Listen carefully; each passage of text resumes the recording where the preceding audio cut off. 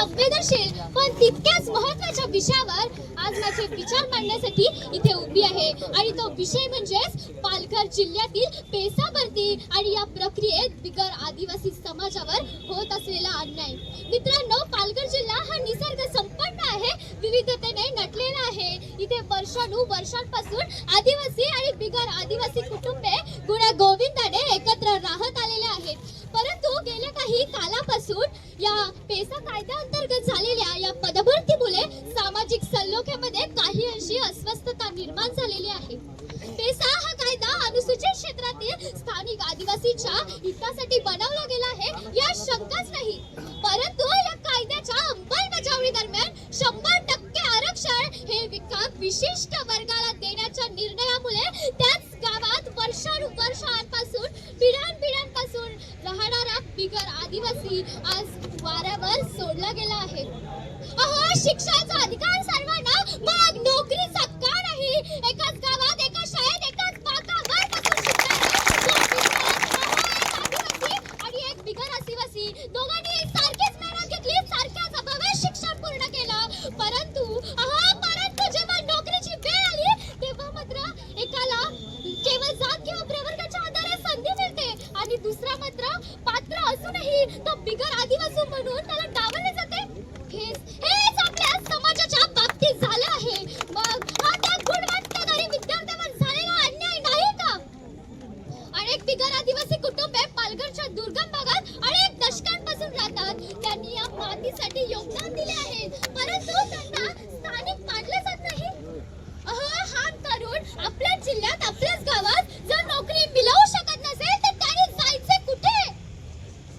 आम्ही कोणत्याही समाजाच्या हक्काच्या विरोधात नाही। आम्ही आदिवासी बांधवांना त्यांचा न्याय, हक्क हा मिळायलाच हवा, परंतु तो मिळताना दुसऱ्यांवर अन्याय होऊ नये हीच आमची माफक अपेक्षा आहे।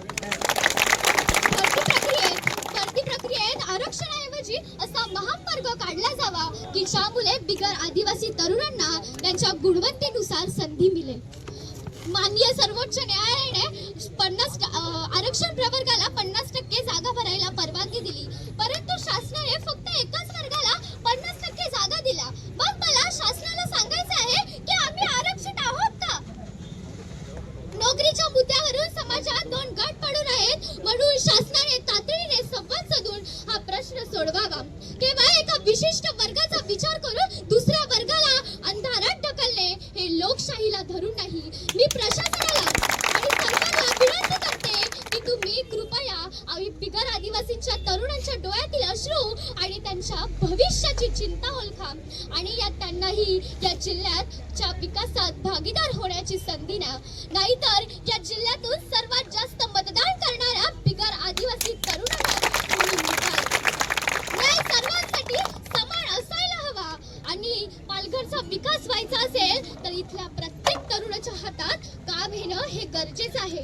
तरच आपण खऱ्या अर्थाने म्हणू शकतो पालघर जिल्हा पुढे चालेला उभ्या या महाराष्ट्रात, भाताची तर खानच म्हणा सर्व तालुक्यात, नटली सजली वसुंधरा ही उभ्या या नगरात, गोलवडचे चिकू खाता मोद भरे गगनात, वसईची केळी जाती मुंबई नगरात, वसईची मुंबई जाती केळी जाती मुंबई नगरात, मीठ मासे पिकून सस्ती सोड्याच्या राळ्यात, वाडा पालघर जवार मुखाडा असते जरी जंगलात, वन्य संपत्ती अमाप मिळते याची तालुक्यात, जिजण्यासाठी जन्म घेतला आम्ही या जिल्ह्यात, विकास व्हावा होतच राहावा हे जी आहे ध्यानात। आणि म्हणूनच आपल्या बिगर आदिवासी तरुणांना न्याय मिळणं हे गरजेचे आहे, म्हणून सरकारला ही माझी कळकळीची विनंती आहे।